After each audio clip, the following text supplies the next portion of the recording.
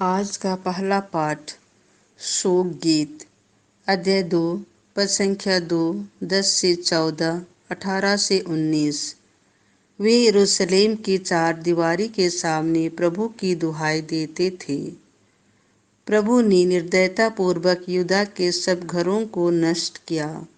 उसने क्रोध के आवेश में आकर यूदा के सब गढ़ों को ढा दिया। उसने उसके राज्य और उसके शासकों को अपमानित किया और मिट्टी में मिला दिया। सियोन के नेता टाट के कपड़े ओढ़े और सिर पर धूल डाले मौन होकर धरती पर बैठे हुए हैं। यरूशलेम की कुमारियां सिर झुकाए बैठी रहती हैं। मेरी आंखें आंसू बहाते बहाते बुझ गई हैं।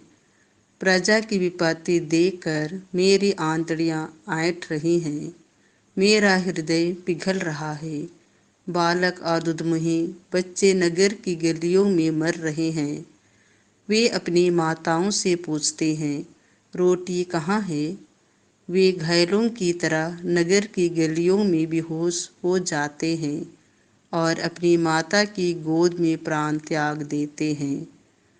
हे यरूशलेम, तो किसके सादृश है? मैं तेरी तुलना किससे करूं? हे सियोन, मैं किन शब्दों से तुझे सांत्वना दूं? तेरी विपत्ति समुद्र की तरह अपार है, तुझे कौन बचा सकता है? तेरे नबियों ने तुझे असत्य और कपटपूर्ण दृश्य दिखाए। उन्होंने तेरे कल्याण के लिए तेरे पापों को तुझ पर प्रकट नहीं किया। उन्होंने तुझे व्यर्थ और भ्रामक भविष्यवाणी सुनाई। तू सारे हृदय से प्रभु सियोन के रक्षक की दुहाई दे। तेरे आंसू रात दिन नदी की तरह बहते रहे। तू प्रभु को निरंतर रोते हुए याद कर। तो रात भर प्रभु की दुहाई दे।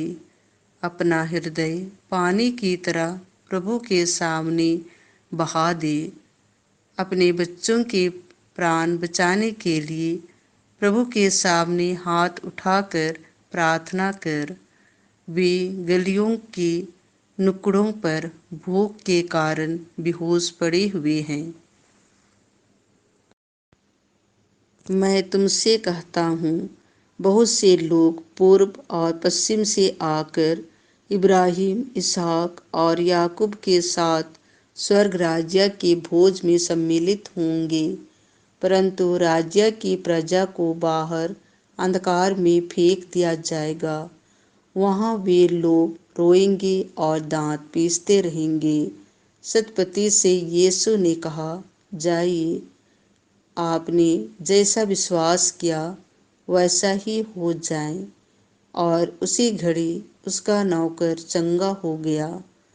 पेतरुस के घर पहुंचकर यीशु को पता चला कि पेतरुस की सास बुखार में पड़ी हुई है।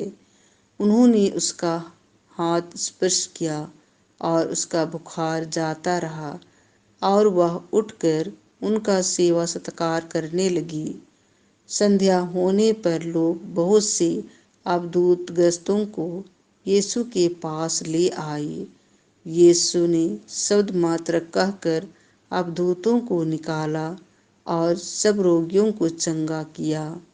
इस प्रकार नबी इसायास का यह कथन पूरा हुआ, उसने हमारी दुर्बलताओं को दूर कर दिया और हमारे रोगों को अपने ऊपर ले लिया। यह प्रभु की वाणी है। संत लूकास के अनुसार पवित्र सुसमाचार अध्याय 2 पद संख्या 41 से 51। तुम्हारे पिता और मैं दुखी होकर तुमको ढूंढते रहे। यीशु के माता पिता प्रति वर्ष पास्का पर्व के लिए यरूशलेम जाया करते थे। जब बालक 12 वर्ष का था तो वे प्रथा के अनुसार पर्व के लिए यरूशलेम गए। पर्व समाप्त हुआ और वे लौट पड़े, परंतु बालक यीशु अपने माता पिता के अनजान में यरूशलेम में रह गया। वे यह समझ रहे थे कि वह यात्री दल के साथ है। इसीलिए वे एक दिन की यात्रा पूरी करने के बाद ही उसे अपने कुटुंबियों और परिचितों के बीच ढूंढने लगे। उन्होंने उसे नहीं पाया और उसे ढूंढते ढूंढते वे यरूशलेम लौटे। 3 दिनों के बाद उन्होंने यीशु को मंदिर में शास्त्रियों के बीच बैठे उनकी बातें सुनते और उनसे प्रसन्न करते पाया। सभी सुनने वाले उसकी बुद्धि और उसके उत्तरों पर चकित रह जाते थे। उसके माता पिता उसे देखकर अचंभे में पड़ गए और उसकी माता ने उससे कहा, बेटा, तुमने हमारे साथ ऐसा क्यों किया? देखो तो, तुम्हारे पिता और मैं दुखी होकर तुमको ढूंढ रहे थे।